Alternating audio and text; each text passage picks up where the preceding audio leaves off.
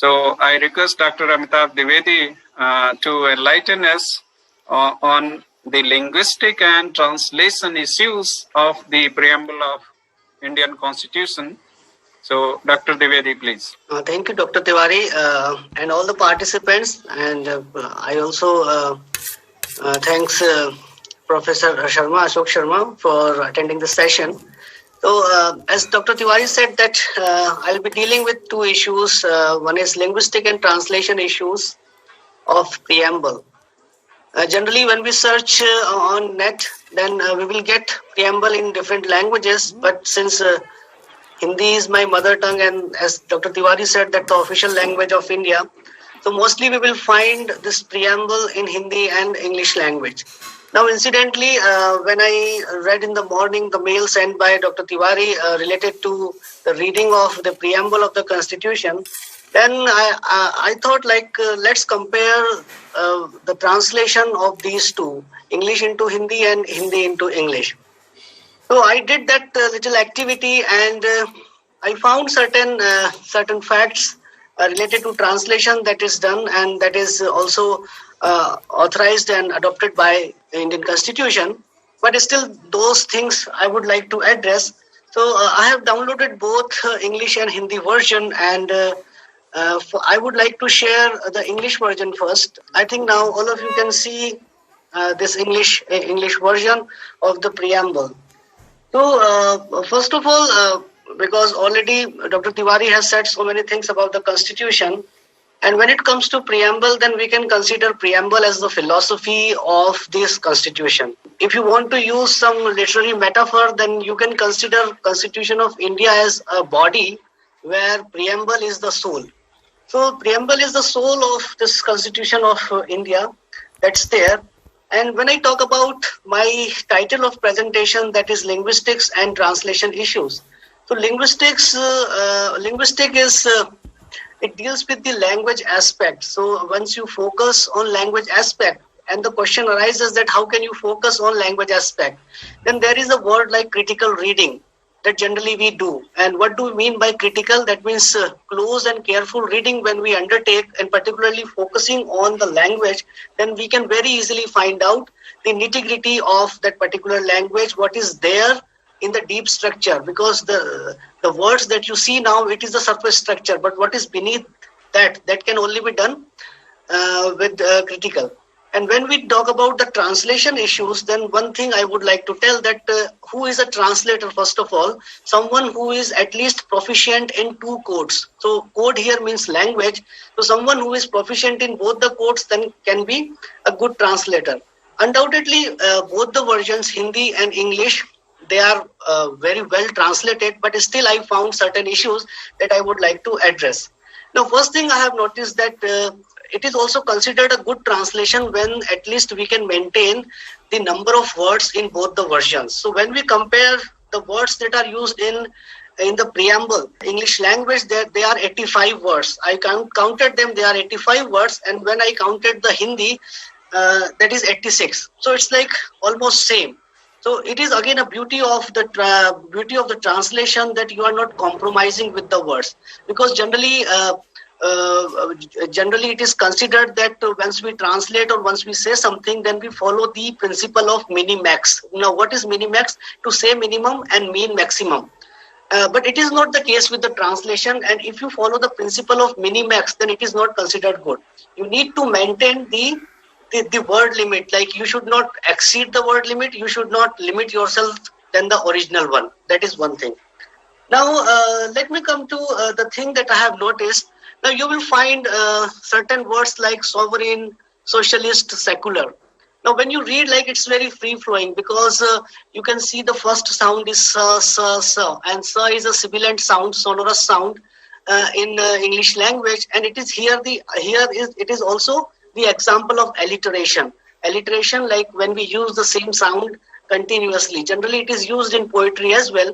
So this thing is there in the English version, but when it comes to alliteration or such devices which are related to sound pattern of a particular language, then it cannot be maintained in other language, because we know that different sounds, they interact with each other differently, and we have different words, and that's why we have different languages altogether. So this thing we need to compromise in translation, but we try to use similar sounds in any other way if word permits. So, for example, if there are sa sound here, and if we cannot use while translating these words sa sound here, but we can use some other words where sa sound can be used. So, at least at sound level, we can also maintain the beauty of the translation, that the similar sounds are used. Now, one more thing that you need to focus, because I cannot share two slides side by side here. There is, we read like, we the people of India having solemnly resolved. Now, having solemnly resolved, here it comes in the first line, having solemnly resolved. But you will find that in the Hindi, this comes in the last. So again, because once you read the preamble, you will find this preamble is entire one sentence. It's like written in officialese. Generally, officialese is the language where you use lots of parenthetical form inside commas or like colon, semicolon you used, and you make one large sentence. So this preamble is also following the officialese that we use in different offices. And this official is like one large sentence is also maintained in Hindi as well. So at that level, we can find similarity. At the same time, like you can find there are some colons here. Here it is a colon. Here it is semicolon. Here it is semicolon. So that variation is there because languages they are structured differently. For example, when we talk about English language, English is subject verb object, but Hindi is subject object verb language. So that type of thing is there.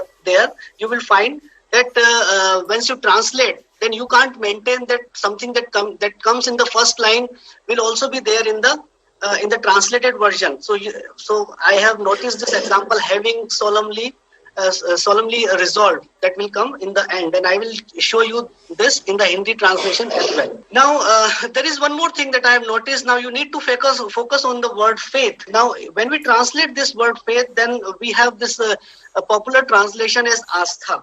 And Astha is more accurate for faith. But once when we look at the Hindi translation, then we will find the word dharma is used here. So now you can cross question like why dharma is used for faith. So we can cross question like we can cross question that why faith is translated as dharma, why faith is not translated here as Astha in Hindi. So if you look at the Hindi one, now I am sharing this Hindi. Now you can see here it is translated as dharma. So now this is again the matter of concern, that why, because someone who has translated this entire thing very meticulously, why the person has not used the term astha, because astha is a neutral term, and dharma we can specify, because someone who is a believer of a god or non-believer of the god, then astha is something else. So why dharma is specifically used? Because someone say, I don't believe in any religion, then this word is useless for that person. I am an atheist. Let's say I am an atheist, I don't believe in any god. Assuming this situation, then what is the significance of dharma here? So whether the dharma is religion or like dharma is something else, that you can also cross questions once you are undertaking this task of translation. Now there is one more thing that I would like to tell you, and again I will move to is English. And what is that? In English, you can see now the beauty of translation.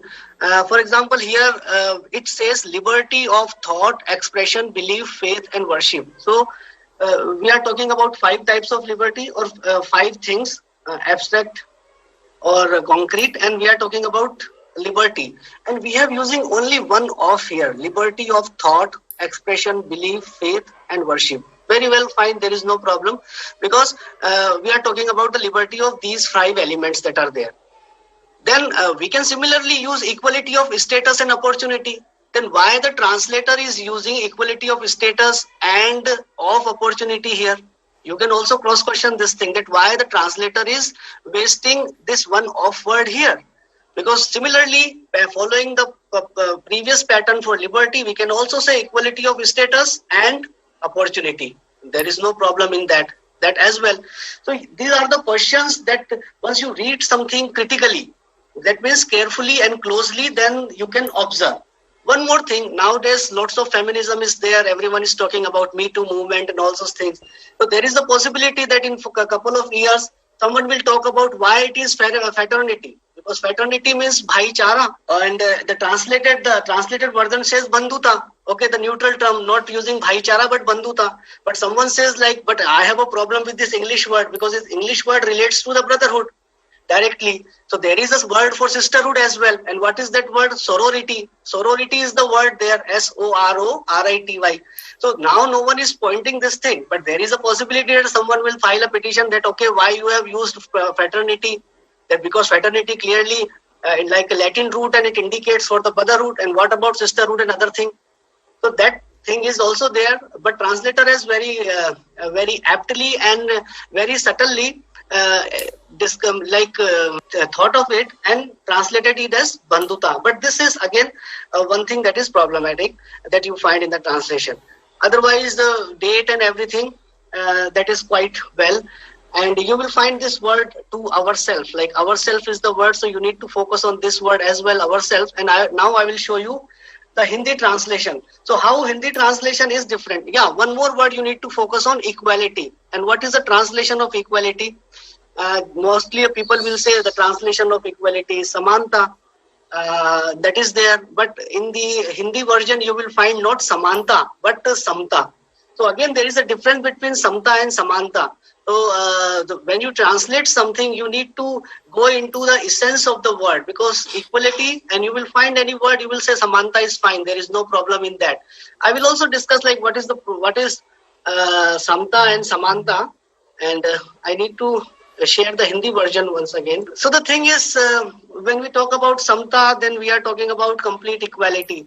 And when we talk about samanta, then actually we are talking about that gunatmak antar now. Like what gunatmak antar we are talking about? Like let's say parents, and the parents, they have 5 members in the family, like 5 children. Parents they have. So they treat their children not with samanta but samta, because everyone has different demands, like different demands related to money, clothes, food. So they believe in samta. Samta means like the abstract feeling of samanta, not the actual thing. Like one person is eating 4 chapatis, so it is not the case that all the people will eat 4 chapatis. One person is like wearing cotton clothes, so it's not the case like all the people will wear cotton clothes. So that is, if we follow that cotton for all, then it is samanta. And if we say like, okay, you can wear cotton, you can wear denim, you can wear something else, that is samta. And why the writer, the translator has not translated equality with samanta? Because there is one word, and what is that word?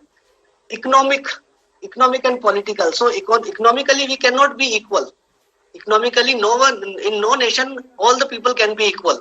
Because someone is earning less, someone is earning more, someone is a multimillionaire, billionaire, and someone is like a very handful amount of money person is getting. So that's why very carefully, very cleverly, the writer has used samta and not the samanta. There is one word, like there is one translated version like prapt karane ke liye. Now I have focused on prapt karana. Now prapt karana. And what it is translated, like it is the actual thing is sovereignty, socialist, secular, democratic republic, and to secure all its citizens. Prapt karane ke liye. Prapt karana is like very colloquial, like something prapt karana.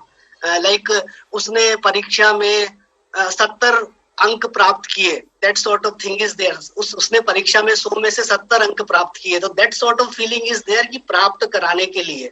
But generally, when we look at the translation of secure, then we find like there are good translations as well, like सुरक्षित करने के लिए और प्रतिभूत करने के लिए. But writer has not used सुरक्षित करने के लिए या प्रतिष्ठा और अवसर की समता सुरक्षित करने के लिए, कराने के लिए. That writer has not used. और प्रतिष्ठा और अवसर की समता प्रतिभूत करने के लिए writer has not used. Writer has प्राप्त कराने के लिए writer has used like this. So again, we can focus that why writer has used प्राप्त कराना in place of the other 2 phrases that we already have. Now, as I focus, like in the English one, there was last word like ourself, like hereby adopt, enact, and give to ourselves this constitution. if we try to find out in Hindi, like where is ourself translated here, so we will find like apni is Samvidhan Sabha. So there is again a variation, like when we talk like in standard Hindi, like hamare ghar ja rahe hain, so that is considered standard. If someone says like hum apne ghar ja rahe hain, then it is considered not that standard. Hum apne ghar ja rahe hain aur main apne ghar ja raha hu. So what it is considered good, like मैं मेरे घर जा रहा हूँ, हम हमारे घर जा रहे हैं, तुम तुम्हारे. So that sort of thing is there if the subject is hum, but it is loosely mentioned is apni is Samvidhan Sabha, not hamari is Samvidhan Sabha. It's not used like this. This is one thing I have also noticed. At the same time, I talked about ourself. Now, if we try to find out where is ourself here, so this ourself is inside this Atmarpit. It is inside this word. So we do not have any separate word here ourself for that particular translation, but under this Atmarpit, that is included. That is inside this word. So that is again the focus. One thing, one variation also you find that in English, because they follow BCE date pattern, so they have not mentioned BCE here, but in Hindi you have mentioned two types of dates, like Iswi, that is like before Christ era or before Common Era, now we use, and at the same time Vikram Samvat is also used. So that variation we also find. So I think these are the issues that I have. One more thing, there is a word used in English translation, that is nation. So we need to understand that there is a difference between country and nation. When we talk about country, then we are talking about the geographical entity, and when we talk about nation, then actually we are talking about the spirit. Like though we believe we live at different places, we have different economic, social and political background, but still in spirit we all are Indian. So that abstract feeling this preamble also wants to generate. That's why it has not used the country, but the integrity of the country. It has not used. It has used integrity of the nation. So these are the issues that I have noticed in the morning, and I thought like it would be appropriate to mention this because there is the possibility that you also undertake some task of translating some text in your native language, let's say Dogri, otherwise Siraji or Kashmiri or any other language, and you try to translate certain things. So these are the things you need to remember and you need to keep in mind. Thank you for listening to me and giving me time. Thank you, Dr. Tiwari and Professor Sharma and all the participants. Over to you, Dr. Tiwari. Thank you, Dr. Amitabh. This is a very beautiful analysis of the translation of the preamble. And for the information of our students, let me tell that the Constitution was originally written in English